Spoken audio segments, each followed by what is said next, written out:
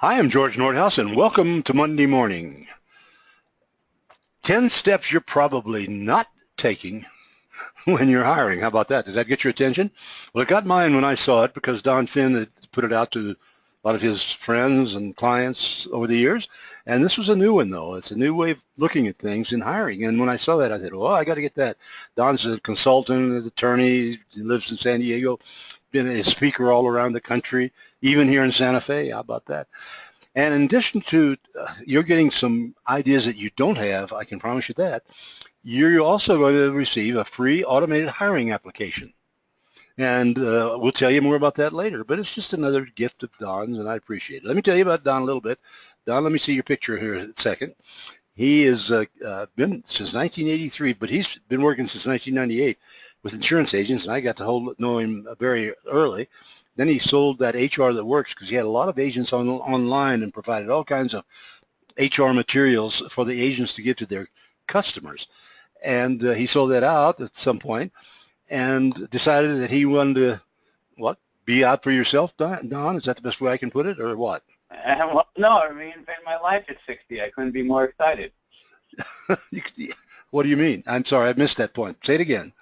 Well, the opportunity, one reason I sold the business is because I like to constantly grow, and it was an excellent opportunity working with Think HR. I still work with Think HR. I'm no longer an employee with them, but I still work with them. And now I'm doing more training. I'm starting to do some investigation work. I'm a Vistage chair, and I'm doing a lot of coaching. Wow. So it's a kind of fun new experience to me. Yeah, and it's rare. I mean, we just don't have that in our industry. When we find somebody who does this and a lawyer and so forth, it's really enthralled. Okay, what are we going to tell us about these 10 things? Here we go. All right, so here we go. And listen, there's a lot of black and white conversation around hiring. This conversation is a little bit on the edge for everybody. There may be things that you're already doing. There might be some completely new ideas, or maybe not so much ideas, but things that, you know what, we really need to get on this. I've thought about it, but this has kind of kicked me over the edge to do something about it, all right?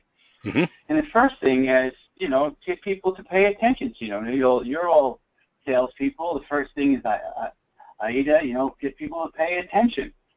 And nowadays, when you're hiring people, the number one place they're going to look to check you out is your about page at your company and your hiring page. And when I look at most hiring pages, they're horrible. So let's say you're a small agency, you don't do a lot of hiring, so you don't have a real big hiring page, but you should have a very robust about page then with video on it. So the classic example is Zappos, and they make it look cool to put shoes in boxes, okay? You got to understand what these people do. They put shoes in boxes, but they decided to make that a cool place to work and market that. And the challenge with insurance, especially when it's trying to hire younger employees, doesn't seem like a cool business, right? Right. Well, putting stuff in boxes wasn't considered very cool until Zappos came along. So this is a choice we make, right? So you can see their basic approach. And at many agencies, we don't have somebody that's got a lot of techno savvy or something like that. Good. Get one of the 23-year-olds at your agency. Get one of your kids to get out their iPhone and to start taking some pictures of employee testimonials about why they like working there. Have you talked about the type of employee experience you're trying to generate and the opportunity for salespeople to come work for you, and get that up on your website. And it's very easy and very inexpensive to do. You should all have a YouTube channel anyway. And if you, again, don't know how to do that, have a 23-year-old, your son or your daughter do it for you. Better having it at all. How well we know about that. But and a video would be ideal to do this, wouldn't it? Short video. Yeah, it's a combination of both. You might want to state what your culture is about, what you're trying to accomplish, what's attractive about working there. But future employees don't trust you. They trust other employees like them. Okay, so the level of trust is always closest with the people we work with closest, and that's who they're going to look for to talk about the work experience. So that's who you want to get up on your hiring page as well as on your about page, because listen, if I'm a client and I'm looking at considering working at the agency and I see all these highly satisfied employees working there, well, I'm going to want to do business with you. Okay, because how many companies have truly satisfied employees? And that's who I want working on my account. Nobody likes doing their job. I like it. Good. So make yourself attractive. Second thing is, I love employee referral programs, and you can, while I'm yapping, read the type of policy that I've designed for companies. Here's what happens. Most employee referral bonuses are very small. So if you refer somebody to us, we'll give you $50, we'll give you $100. And as I always ask in the workshops, what's the fear associated with referring somebody that you know to a job? Well, the fear is that they're not going to work out, and you're the bozo that refers them. Now, is that worth the $100 to go through that judgment and vitriol? Probably not. So you've got to put a little juice into these systems. You think about it, if you pay a recruiter, they'll hire a $50,000 a year employee. You're going to be paying at least $5,000 to that recruiter, minimum $5,000. And yet you only want to give your employees $100. Yeah. So when you put some juice into these programs, now they're going to be actually incentivized to do something. And the other thing I want you to do, I did this with my buddy Les Breelove at Slayton Insurance. Get one-page document talking about the opportunity, because you don't want to leave the languaging of the opportunity just to the employee. So you get a one-page document about your culture, you do an infographic, whatever you want, and on the back side of it, you have them put on some information that they can easily scan to you, or you give them a link to your hiring page or something like that, so that you make it very easy for that employee to communicate and that prospect to kind of get in touch with you. And then you put a little juice behind these bonuses, you spread them out over time, and that way you really have a robust incentive program, and you can have people share some of the best practices. So, for example, when the Slayton CSRs would go to a conference, well, they would bring that with them, and they say, see if there's other CSRs from nearby agencies, and they say, hey, we have an opening at our company for CSR, you might want to take this with you.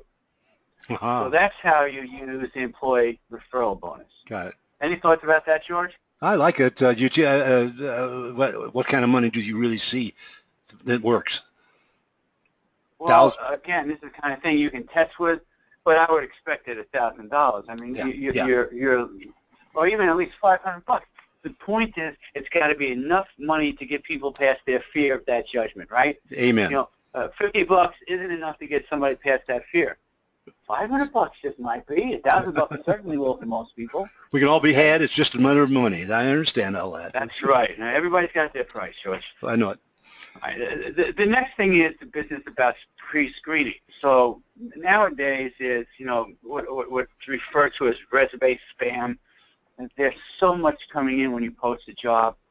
And one of the things you want to try to do is pre-screening. So some of the software job applicant programs might allow you to do things like, do you have less or more than 5 years experience? And you can say yes or no if you have more or less. And you can say, sorry, you're not allowed to apply here because we're looking for at least 5 years experience.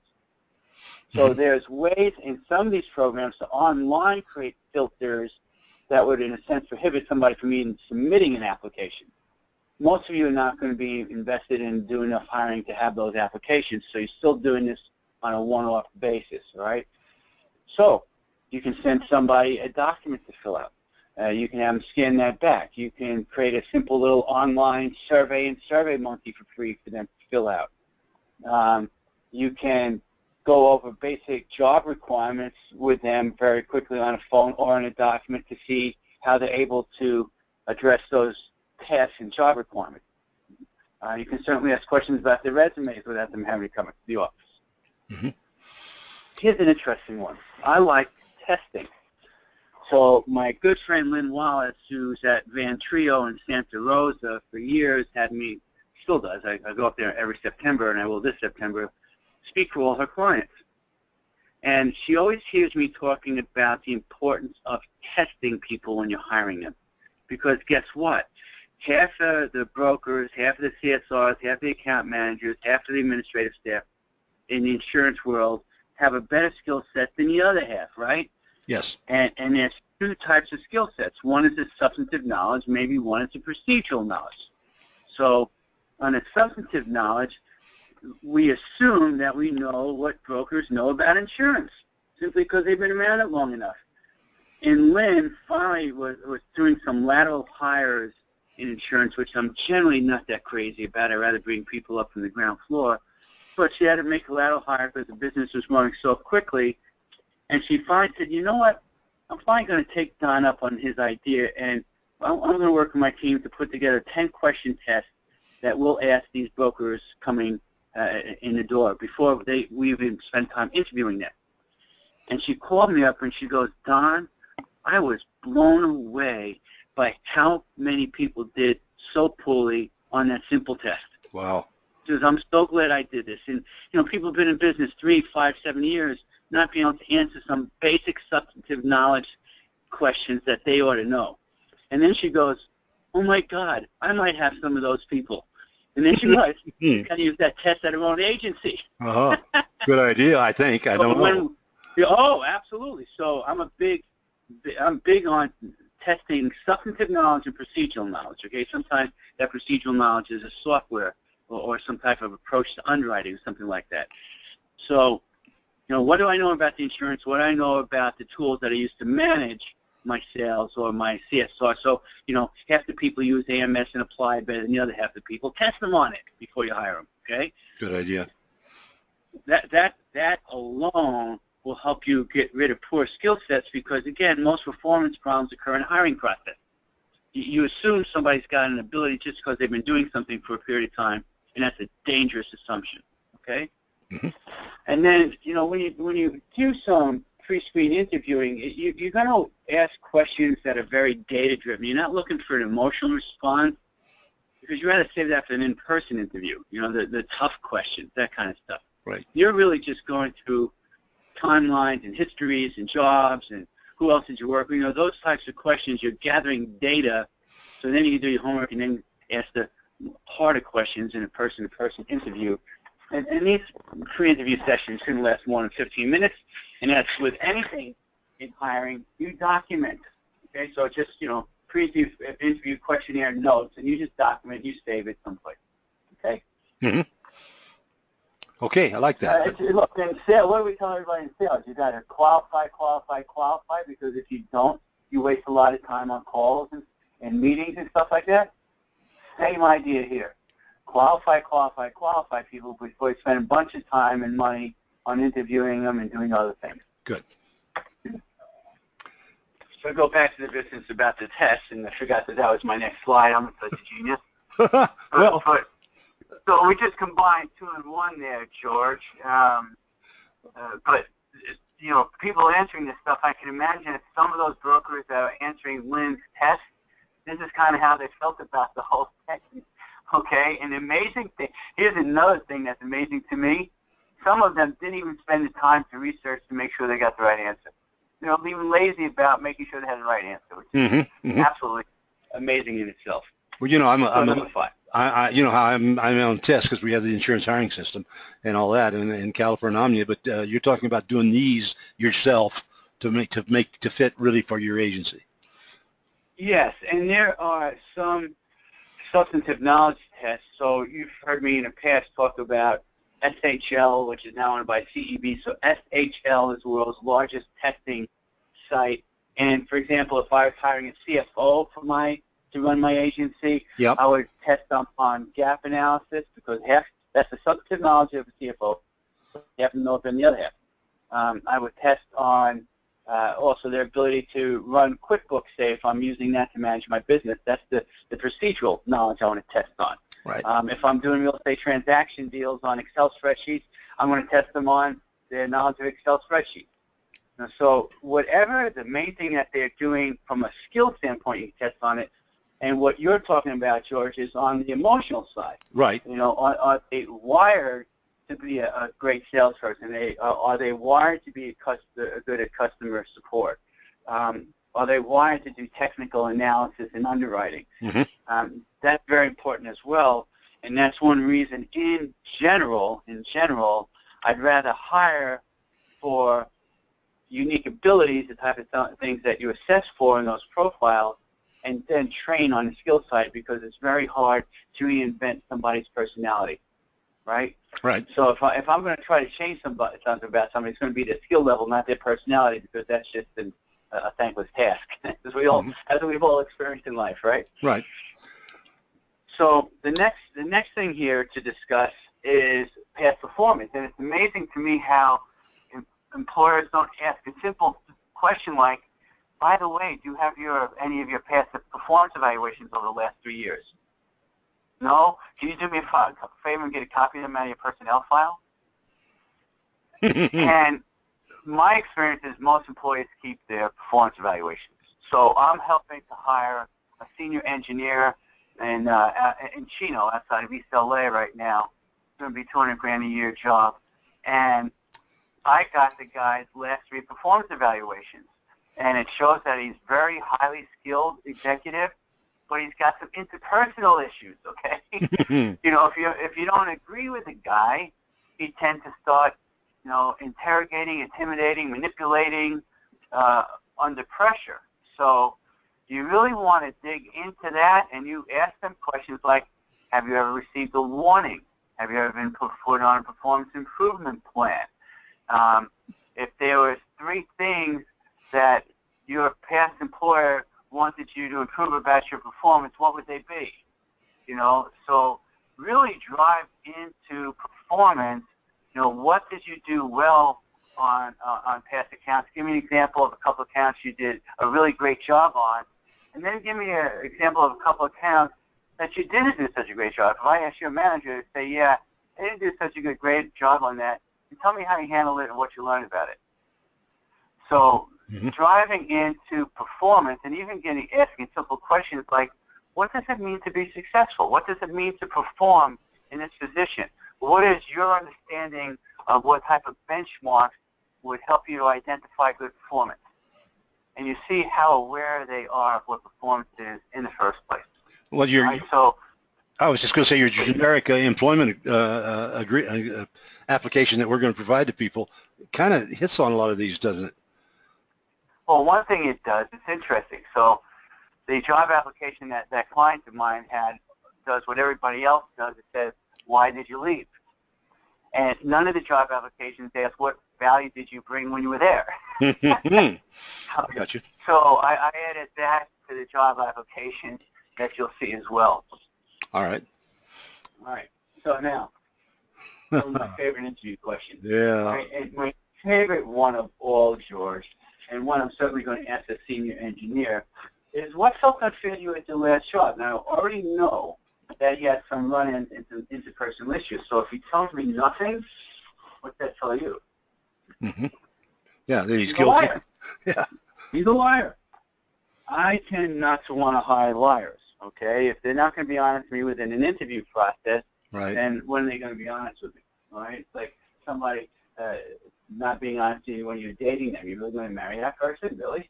So this is a dating process, right? Right. And if we can't be honest up front, we're going to have some challenges. So when people tell you nothing's ever felt unfair to them, they're lying.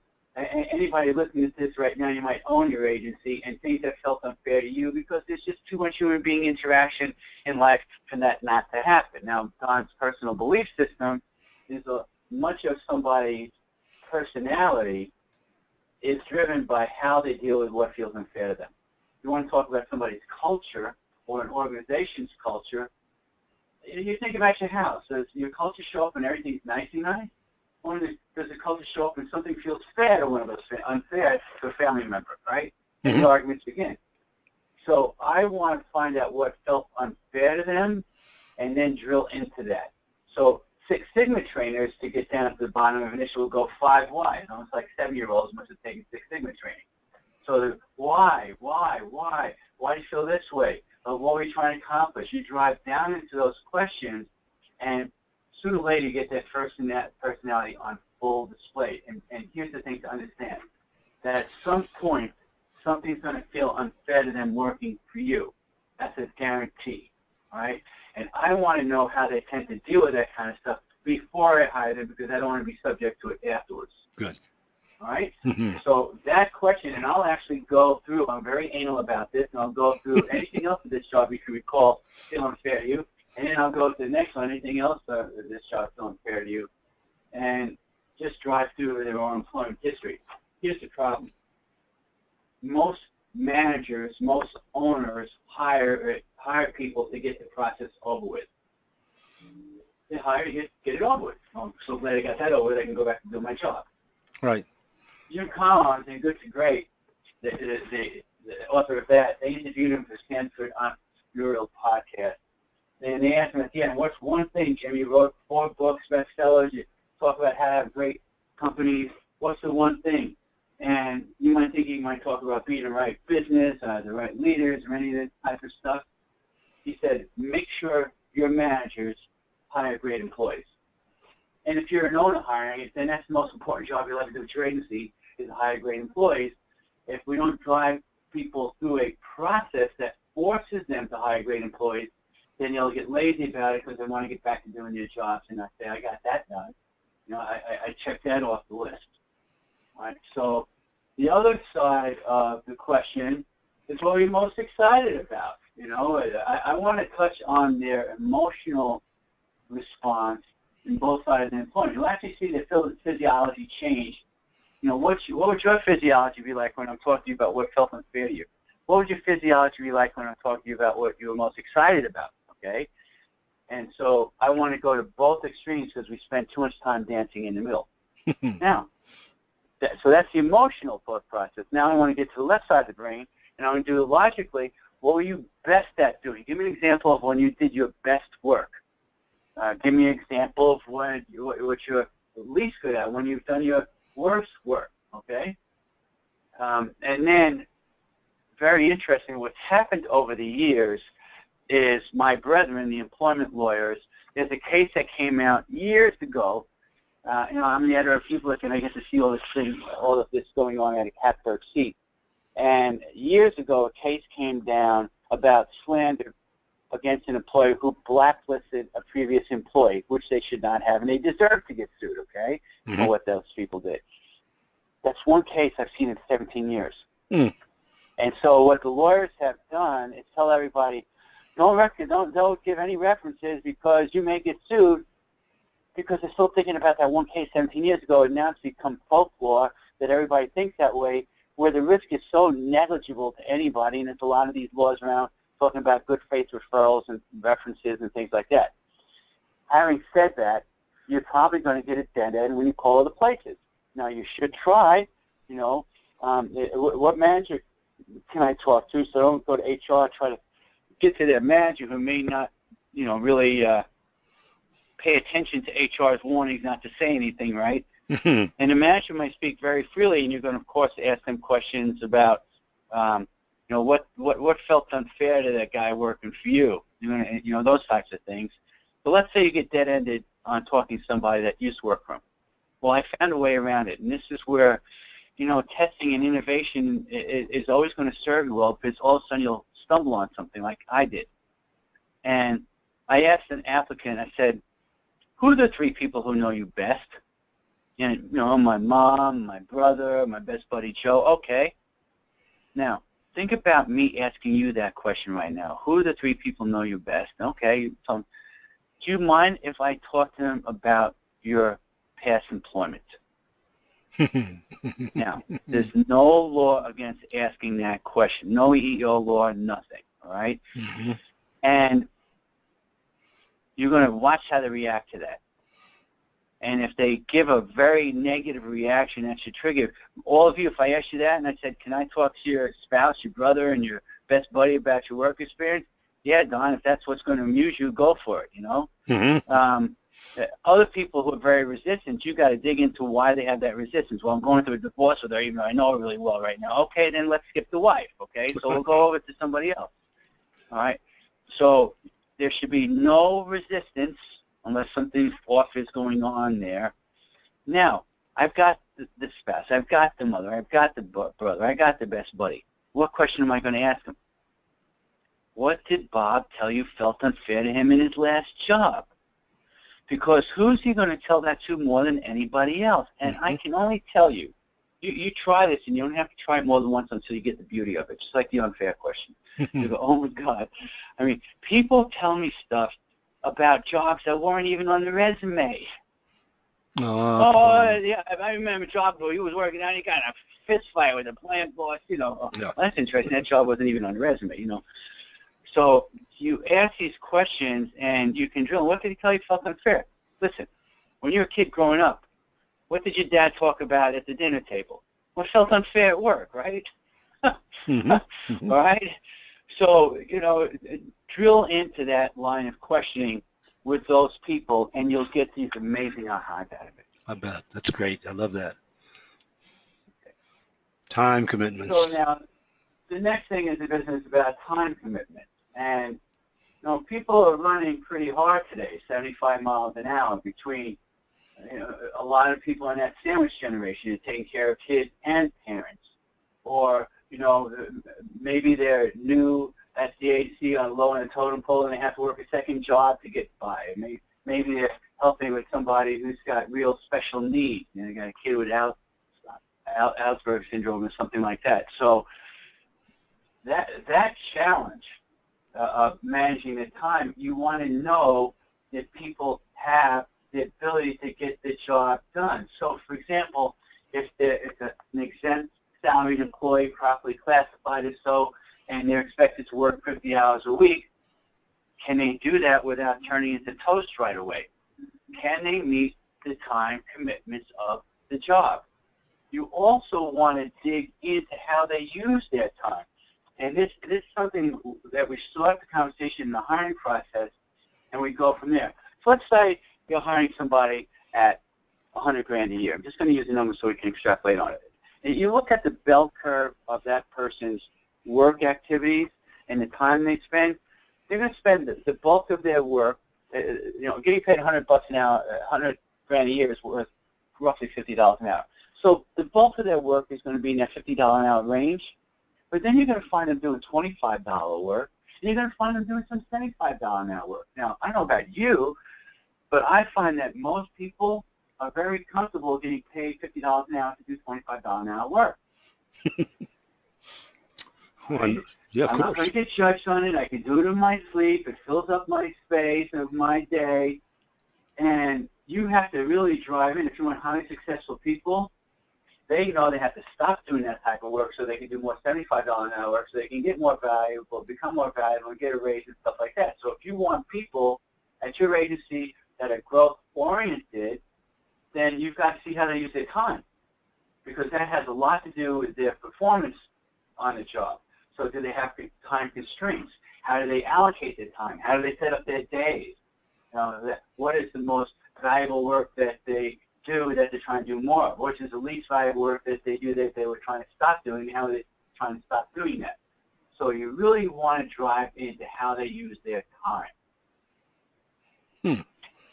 That's interesting, because I don't know how you. I don't know if they know. Or you think they really know? I don't know what. I'm not sure what you'd even ask them. I like people who are aware of the work they do. As you know, George, some people get into a job role and they do the same job the same way for 20 years and no growth in it. Maybe the software program's been updated. Yeah. Literally, I've seen that in a lot of agencies, and so have you. So, they're very comfortable with CSR that's been there for 20 years and hasn't really grown 20 years outside of some courses you might have sent them to. But it's not like they can't wait to grow, and I don't allow my employees over the years to wallow in their comfort zone, because I know that if they're in a comfort zone, they're going to be mediocre, and if I don't have a mediocre company, I hope you guys don't have a mediocre agency. So if that's the case, you can't allow that $50 person to do $25 an hour work. You don't even give them a choice about it. Got it. There's no choice for comfort. This is a non-comfort zone agency, okay? Because the challenge of being comfortable is you just get run over by somebody that's not interested in being comfortable. Got it. All right? You can't have a great agency and be comfortable at the same time. So now, one of the things that we want to do is we want to get as close to the work dynamic as possible.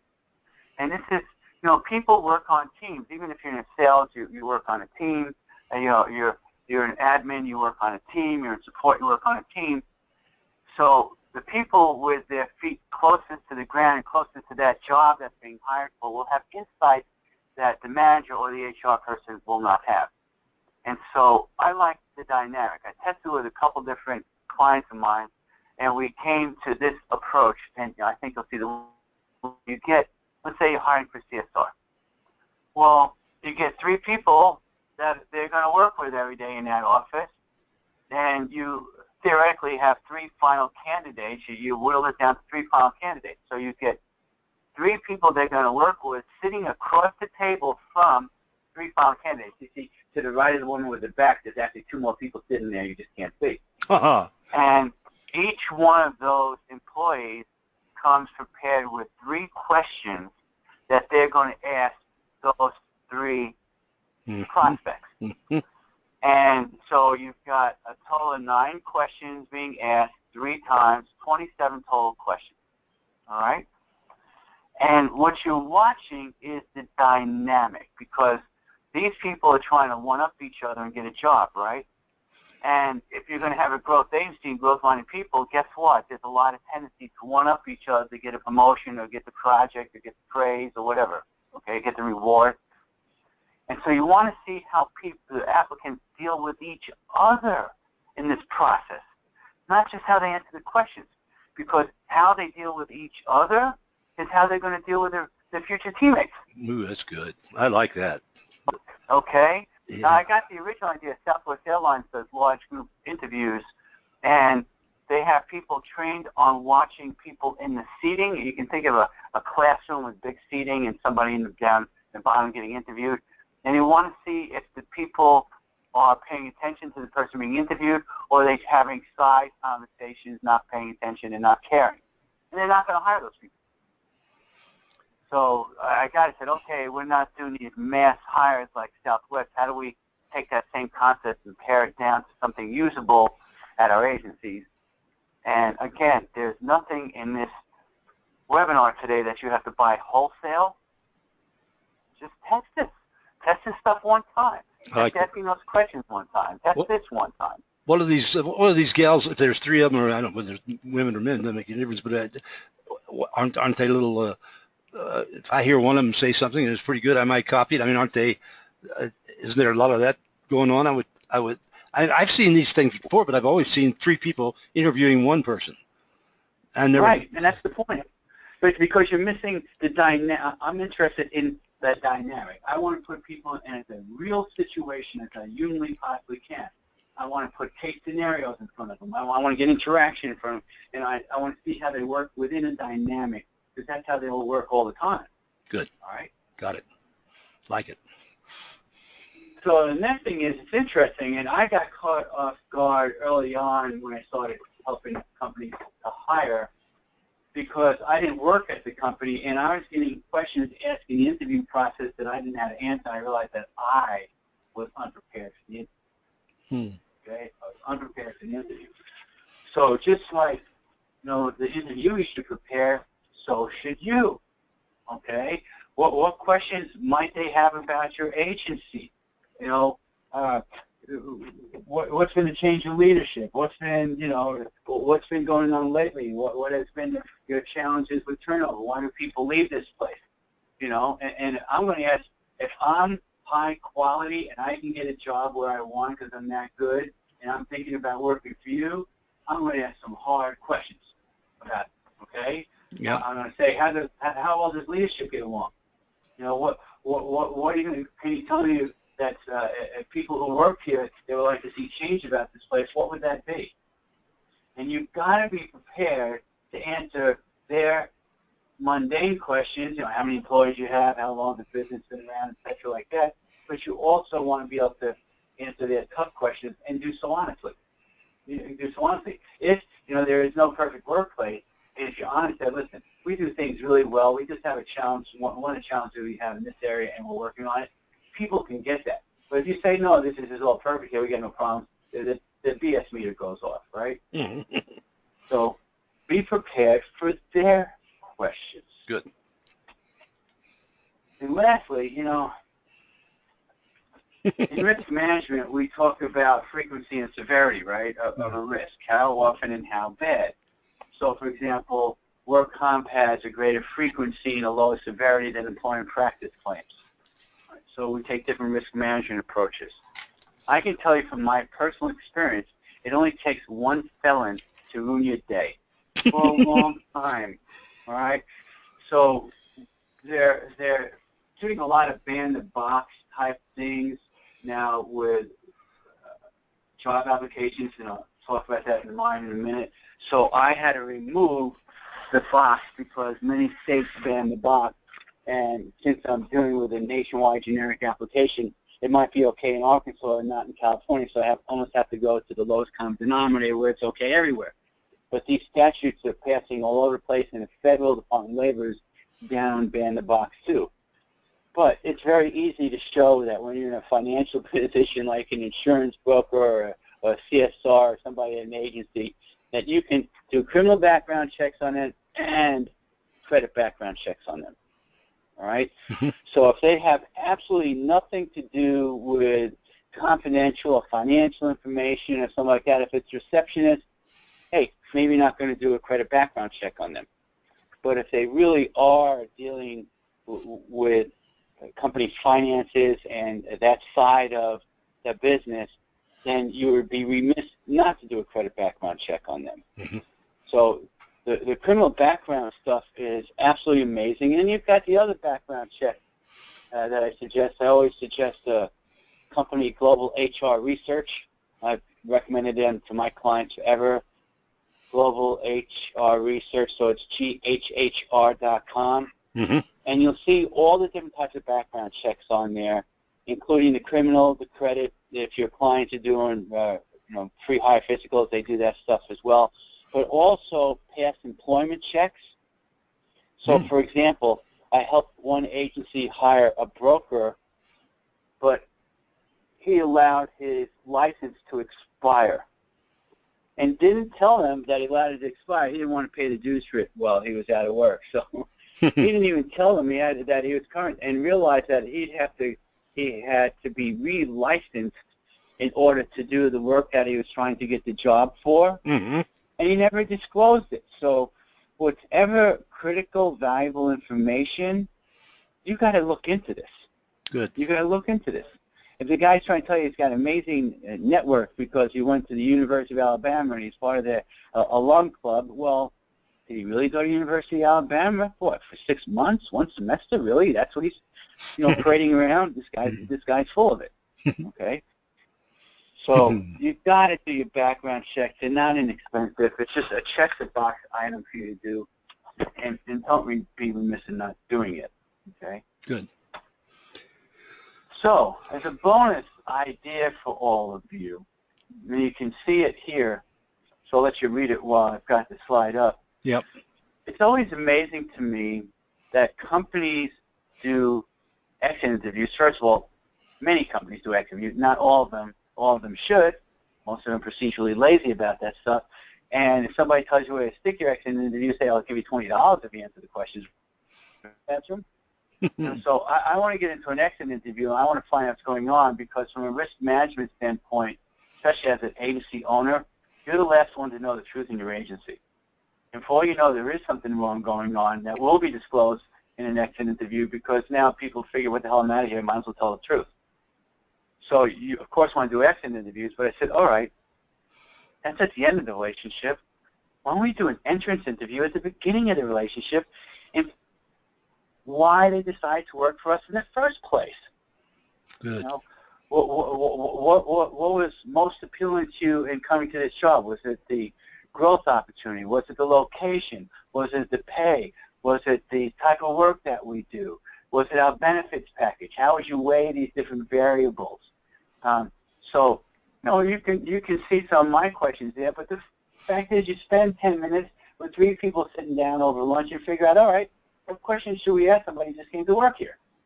This is not rocket science. But when you go through this process, you get all these ahas. You may think that most people are coming to work for your agency for reason X, and the fact is they're coming for reason Y, but you never knew that because you hadn't asked. Wow, boy. So this business about an entrance interview, it is so important in my mind. I've never seen it done. I have to tell you, I've never seen this No, done. man, look, again, I like to think out of the box, and I get these kind of aha moments, and that's how this came about. Wow, I love this. I love that. Oh, man, good. Okay. Good. Right, so now, Since we're not recording live, I normally have some questions, but the reality is, after this, if you have some questions, you'll see my email address, just don@donphin.com. Shoot me a question. I learn that way. I learn what your concerns are, and it helps me as well. So don't hesitate to shoot me any questions. And Don, George, could you do us a little favor and talk a little bit about that insurance hiring decision? yeah, well, I'll tell you what, let me ask you to do something. Go to your next slide with your contact stuff, and then we'll come back to this one, because I want them to have that. Write that down. Don, I can promise you, folks who are listening, he responds, always, and that's what I really, is one of the best things.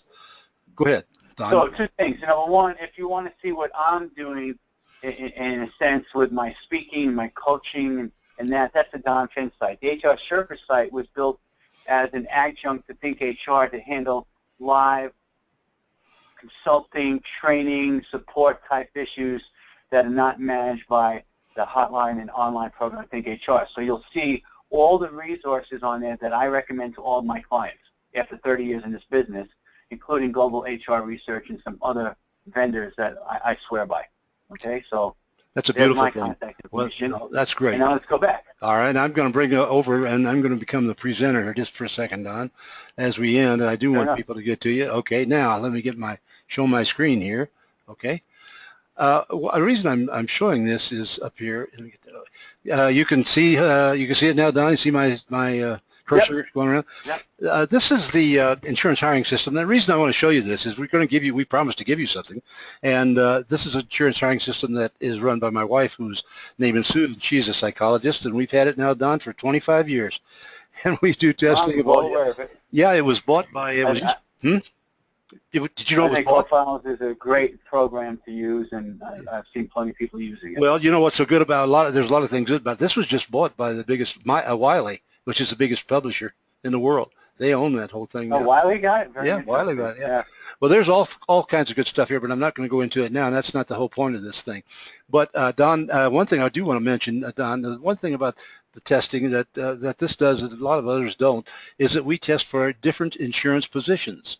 So you can see from agents to benefits to 14 different positions, and after you've done a lot of these, you know what they're going to do on the assessments and so forth, and that is a bit unusual. But what I wanted to show you here particularly was this right here, the generic employment application. Don has given us this for quite a long time, and it's been terrific. And this morning or this week, he brought it up to date if it wasn't. So Don, can you tell us a little bit about it? Yeah, so, George, scroll on down. And so the beginning information is just capturing the information. And if you scroll down, stop there, you see when I go to the different employers, you'll see that I added, stop a second, stop, George. I'm sorry, I lost you. You'll see, no problem. Okay, what value did you add to the company or its customers in there that I added? Okay, so that's really important. I'm not used to seeing that on other job applications. Now, scroll down all the way through, and I'll tell you when to stop. Now, I want you to see the last page. So this employment application, all these statements here, yep. This is kind of the laundry list of the statements that I want to make sure people authorize and test for. There is nothing yet in there about the background information because of those ban-the-box laws. What's happening now is you pretty much, the safest thing to do is say, listen, we've got the job, so long as you got the job, so long as there's nothing that funky comes up in your background check, or if in case somebody's doing physical work, your fit for duty exam. Which really is going to apply to blue-collar clients.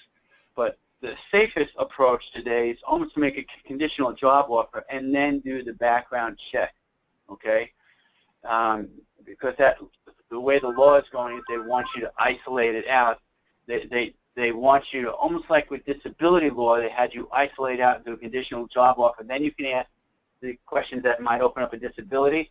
Same thing here now. They're starting to want you to do a conditional job offer, and then you can open up to the questions that may talk about a criminal history and what parts of a criminal history would even be related to the work that you're doing. Okay? to me, my approach is any part of your criminal history is related to the work you're doing, but that's sure. not how the Department of Labor is thinking about things nowadays. Okay? Look at these, boy. There's some great questions on this thing. And so I thought through all this, and with so many things like this, you know, when you build templates, you build overkill because it's easier for people to whittle down than to build up. So this is a very thorough job application. Just remember, it's not your time being spent filling it out. Yeah, and they keep it in their, of course, they keep it in their computer system. And I guess they go back and look at it and compare over the years. And by the way, I'll leave you with one last thought today that I heard from a CEO when I was speaking. Yeah. He goes, I'll tell you one thing I do, Don, that have just been a really great idea over the years, is I require people to submit a joke with their resume. A joke? You think, yeah, so just think about the brilliance of this. First of all, the guy's going through a ton of resumes, like that resume span. At least he humors himself as he's going through them, right? Secondly, what is more revealing about a person's personality than what joke they decide to fit? I guess, right. If they share with you a joke that's racist or somehow inappropriate or something like that, you might go, wow, this guy's submitting this joke in a job application? Warning, warning, warning, Will Robinson, okay? So you don't hire that person, and you get an idea what their sense of humor is as well. Right. And you know, maybe a good joke on top of it. Well, listen, Don, I do appreciate what you've done here today for us. It's just been great. I thank you for it again and again and again. Here's a list of all of our other, but we won't go into that now. I like doing these every about 6 months, George. Okay, let's do some more. And for the rest of you, we'll come back at it. Keep this. It'll be there forever, and it'll be, this is 167 or 168 of these, but this one here is really good, and you'll be using it forever. So, Don, once again, thank you. Good luck, and I'll see the rest of you again next Monday.